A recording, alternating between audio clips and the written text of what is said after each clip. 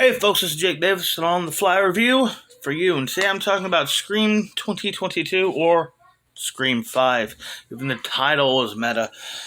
This film was directed by Matt Bettinelli, Olpen, and Tyler Gillett, who previously did the wonderful Ready or Not. This movie stars Nev Campbell, Courtney Cox, David Arquette,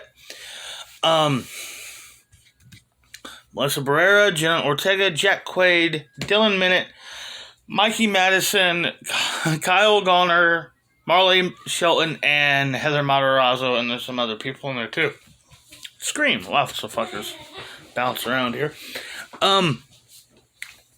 This is of course the fifth film, and the whole setup here is we're picking up decade later, another psychopath obsessed with horror movies, wants to recreate his favorite horror movie, Stab, and is targeting people of the town. Of course, our heroes from the old movies have to come back. It's a basic formula, but look, I love this movie. I thought kids are loud. I was a huge fan. So many times that, Scream had a massive... Hi. I loved it as a kid. It's one of my favorite movies. One of my favorite horror films. Next to Batman, there's probably no other movie I've seen more. My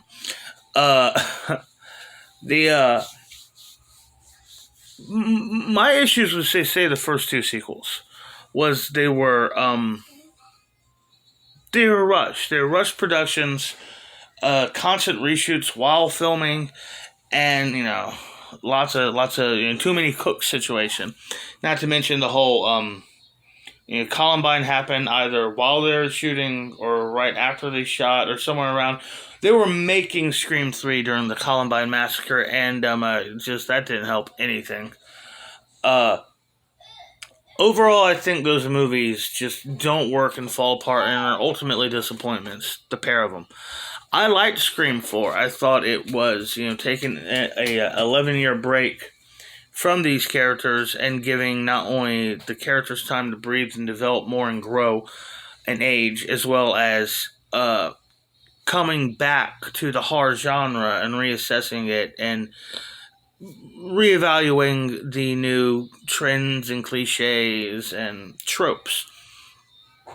And exact same thing here. 11 years later, and we're right back in Woodsboro, and it's self-aware, it's meta, and it's to the point now even the characters are in on the joke, and I just, it never really felt like it was trying to be too silly for its own good for me.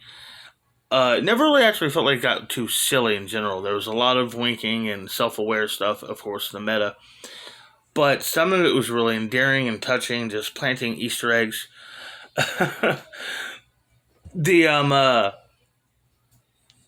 Even the whole thing, addresses the modern trend of film franchises. What's the phrase? Subversion of expectations.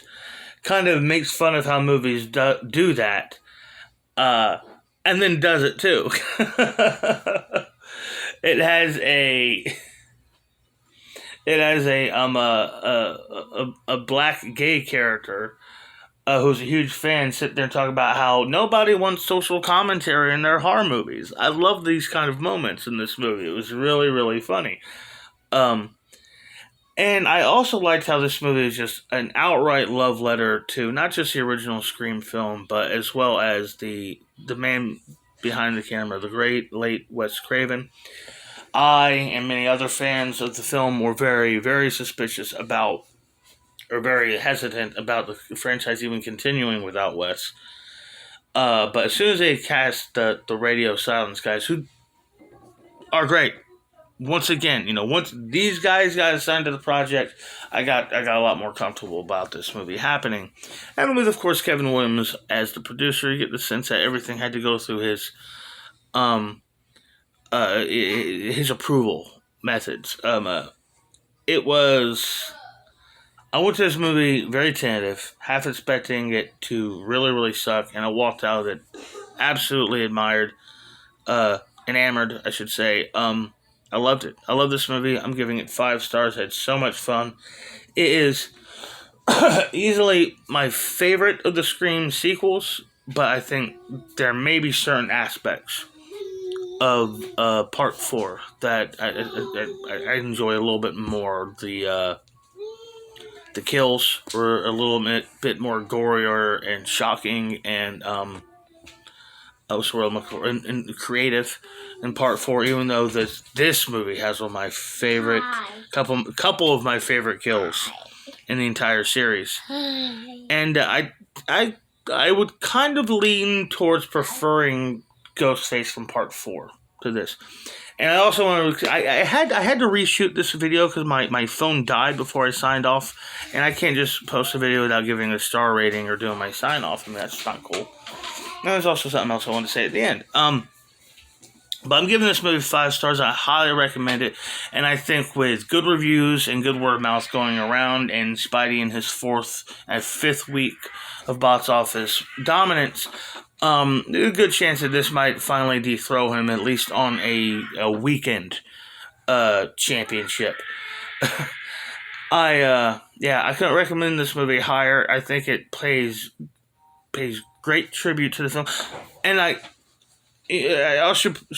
also should point out that see, I can't remember what I talked about in this video, but I do want to point out that I thought David Arquette stole this movie. He was the best thing about this movie, and yeah, man, I got my Dewey badge the other day. I mean, Dewey's always a dipshit, but yeah, to point out, Deputy Dewey was a terrible cop. He's a grade A dumbass, but he's brave, and he's a tough son of a bitch. You know, he's a fictional character. You know, what the hell am I doing? But you know, Dewey's a great character. Really bizarre performance from David Arquette, but in this, I thought he was really, really good in this. I very much enjoyed him in this movie. I mean, I didn't enjoy him in the other movies. Just he's always been a weird actor. I guess there's really nothing else to say. 5 stars. I loved it. Fucking phenomenal. I know there's something I said in the other video that I really wanted to mention here, but fuck it. I also wanted to point out one thing that last night somebody, I forget the fellow's name, but somebody had said in my comments on my last video that their family loved me, and I just want to say thank you in this video. That means a lot to me. That was very sweet, and I appreciate it. Anyhow, I'm Jake Davis. Sounds like there's something I have to go referee. I'll catch you on the fly.